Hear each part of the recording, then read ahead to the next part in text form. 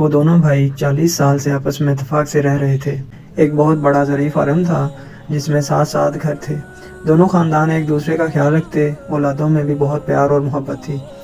ایک دن دونوں بھائیوں میں کسی بات پر اختلاف ہو گیا اور ایسا بڑھا کہ نوبت گالی گلوچ تک جا پہنچی۔ چھوٹے بھائی نے غصے میں دونوں گھروں کے درمیان ایک گہری اور لمبی کھائی کھدوا کر اس میں قریبی نہر کا پانی چھوڑ دیا تاکہ ایک دوسرے کی طرف آنے جانے کا راستہ ہی ختم ہو جائے۔ اگلے روز بڑے بھائی نے ایک ترخان کو اپنے گھر بلایا اور کہا کہ وہ سامنے والا فارم ہاؤس میرے بھائی کا ہے جس سے آج کل میرا جھگڑا چل رہا ہے۔ اس نے میرے اور اپنے گھروں کے درمیان جانے والے راستے پر ایک گہری کھائی بنا کر اس میں پانی چھوڑ دیا ہے۔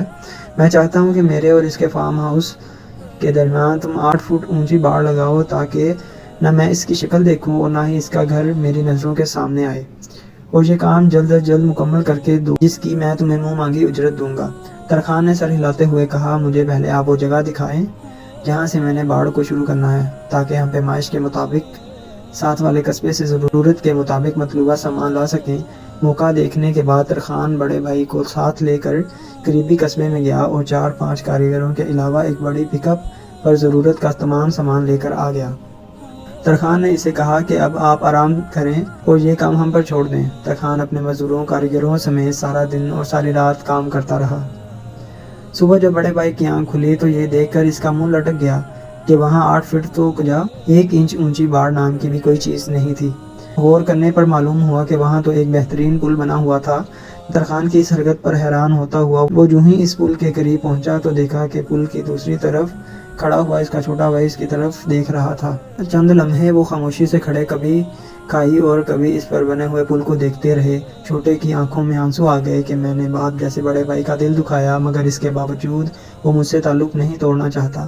بڑے بھائی نے جب اپنے چھوٹے بھائی کی آنکھوں میں آنسو دیکھے تو اس کا بھی دل بھر آیا اور سوچنے لگا کہ غلطی جس کی بھی تھی، مجھے یوں جذباتی ہو کر معاملے کو بگاڑنا نہیں چاہیے تھا۔ دونوں اپنے اپنے دل میں شرمندہ، آنکھوں میں آنسو لیے ایک دوسرے سے بغلگیر ہو گئے۔ ان کی دیکھا دیکھی دونوں بھائیوں کے بیوی بچے بھی اپنے گھروں سے نکل کر بھاگتے اور شور مچاتے ہوئے پل پر اکٹھے ہو گئے۔ بڑے بھائی نے ترخان کو ڈھونڈنے کے لیے ادھر ادھر نظر دوڑائی تو دیکھا وہ اپنے اوزار پکڑے جانے کی تیاری کر رہا تھا۔ بڑا بھائی جلدی سے اس کے پاس پہنچا اور کہا، اپنی اجرت تو لیتے جاؤ۔ ترخان نے کہا، اس پل کو بنانے کی اجرت آپ سے نہیں لوں گا، بلکہ اس سے لوں گا جس کا وعدہ ہے۔ جو شخص اللہ کی رضا حاصل کرنے کے لیے لوگوں میں صلح کروائے گا، اللہ جلد ہی اسے عظیم اجر سے نوازے گا۔ یہ کہہ کر ترخان نے اللہ حافظ کہا اور چل پڑا۔ نوٹ: کوشش کریں کہ اس ترخان کی طرح لوگوں کے درمیان پل بنائیں، نہ کہ لوگوں کو ایک دوسرے سے جدا کرنے کا سبب بنیں۔ برائے مہربانی دیواریں نہ بنائیں۔